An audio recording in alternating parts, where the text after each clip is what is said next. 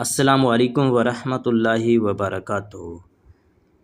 معزز سامعین و ناظرین، اب ہم کچھ ایسے جانوروں کا ذکر کریں گے جن کی قربانی ناجائز ہے، جیسے بالکل اندھا، بالکل کانا، ایک کان یا دم کا تہائی حصہ سے زیادہ کٹا ہوا، اتنا دبلا پتلا جانور کے ہڈیوں میں مغز نہ رہا ہو، جس جانور کے اکثر دانت گر گئے ہوں، جس جانور کے سینگ بالکل جڑ سے اکھڑ گئے ہوں، بھیڑ بکری کا ایک تھن کٹ گیا ہو یا خشک ہو گیا ہو، گائے بھینس کے 2 تھن کٹ گئے ہوں یا خشک ہو گئے ہوں، ان کی قربانی جائز نہیں ہے۔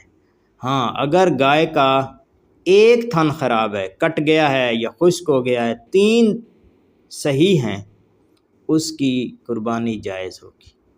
بکری کا ایک تھن خراب ہے، کٹ گیا ہے، خشک ہو گیا ہے، دوسرا ٹھیک ہے، تو اس کی قربانی جائز نہیں ہوگی۔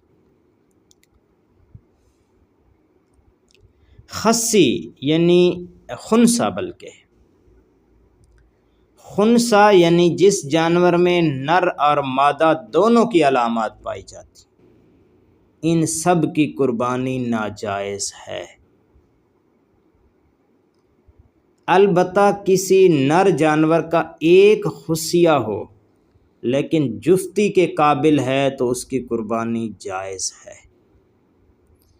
یہ تھے چند ایسے جانور جن کی قربانی جائز نہیں ہے۔